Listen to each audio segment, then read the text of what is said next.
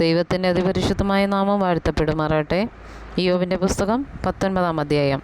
അതിന് ഇയ്യോബ് ഉത്തരം പറഞ്ഞത് എന്തെന്നാൽ, നിങ്ങൾ എത്രത്തോളം എൻ്റെ മനസ്സ് വ്യസനിപ്പിക്കുകയും മൊഴികളാൽ എന്നെ തകർക്കുകയും ചെയ്യും. ഇപ്പോൾ 10 പ്രാവശ്യം നിങ്ങൾ എന്നെ നിന്ദിച്ചിരിക്കുന്നു. എന്നോട് കാഠിന്യം കാണിപ്പാൻ നിങ്ങൾക്ക് ലജ്ജയില്ല. ഞാൻ തെറ്റിപ്പോയത് വാസ്തവമെന്ന് വരികിൽ എൻ്റെ തെറ്റ് എനിക്ക് തന്നെ അറിയാം. നിങ്ങൾ സാക്ഷാൽ എനിക്ക് വിരോധമായി വലിപ്പം ഭാവിച്ച് എൻ്റെ അപമാനത്തെക്കുറിച്ച് എന്നെ ആക്ഷേപിക്കുന്നു എങ്കിൽ ദൈവം എന്നെ മറിച്ചു കളഞ്ഞ് തൻ്റെ വലയിൽ എന്നെ കുടുക്കിയിരിക്കുന്നു എന്നറിവീൻ.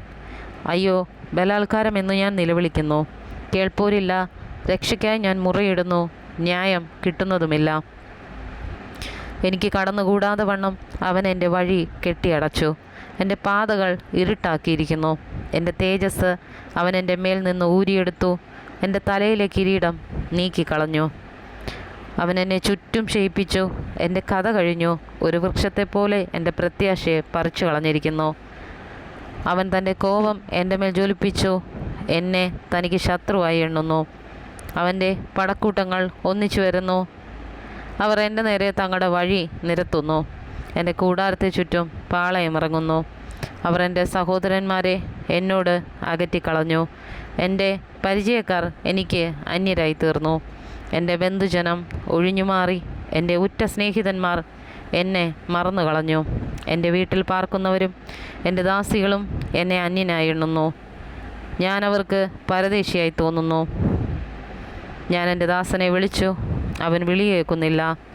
എൻ്റെ വായ് കൊണ്ട് ഞാൻ അവനോട് യാചിക്കേണ്ടി വരുന്നു. എൻ്റെ ശ്വാസം എൻ്റെ ഭാര്യയ്ക്ക് അസഹ്യവും എൻ്റെ യാചന എൻ്റെ ഉടപ്പിറന്നവർക്ക് അറപ്പുമായിരിക്കുന്നു. പിള്ളേരും എന്നെ നിരസിക്കുന്നു.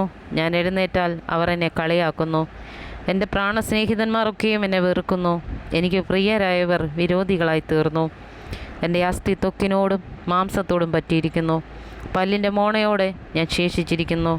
സ്നേഹിതന്മാരെ, എന്നോട് കൃപ തോന്നണമേ, കൃപ തോന്നണമേ. ദൈവത്തിൻ്റെ കൈ എന്നെ തൊട്ടിരിക്കുന്നു. ദൈവം എന്നെപ്പോലെ നിങ്ങളും എന്നെ ഉപദ്രവിക്കുന്നത് എന്ത്? എൻ്റെ മാംസം തിന്ന് തൃപ്തി വരാത്തത് എന്ത്? അയ്യോ, എൻ്റെ വാക്കുകളൊന്ന് എഴുതിയെങ്കിൽ, ഒരു പുസ്തകത്തിൽ കുറിച്ചു വെച്ചെങ്കിൽ കൊള്ളായിരുന്നു. അവയെ ഇരുമ്പാണിയും ഈയവും കൊണ്ട് പാറയിൽ സദാകാലത്തേക്കും കൊത്തിവെച്ചെങ്കിൽ കൊള്ളായിരുന്നു. എന്നെ വീണ്ടെടുക്കുന്നവൻ ജീവിച്ചിരിക്കുന്നു എന്നും അവനൊടുവിൽ പൊടിമേൽ നിൽക്കുമെന്നും ഞാൻ അറിയുന്നു. എൻ്റെ ത്വക്ക് ഇങ്ങനെ നശിച്ച ശേഷം ഞാൻ ദേഹസഹിതനായി ദൈവത്തെ കാണും. ഞാൻ തന്നെ അവനെ കാണും, അന്യനല്ല. എൻ്റെ സ്വന്തം കണ്ണ് അവനെ കാണും. അത് എൻ്റെ അന്തരംഗം എൻ്റെ ഉള്ളിൽ ക്ഷയിച്ചിരിക്കുന്നു. നാം എങ്ങനെ അവനെ ഉപദ്രവിക്കുമെന്നും കാര്യത്തിൻ്റെ മൂലം എന്നിൽ കാണുന്നുവെന്നും നിങ്ങൾ പറയുന്നുവെങ്കിൽ വാളിനെ പേടിപ്പീൻ. ക്രോധം വാളിൻ്റെ ശിക്ഷയ്ക്ക് ഹേതു, ഒരു ന്യായവിധി ഉണ്ടെന്നറിഞ്ഞുകൊള്ളുവീൻ.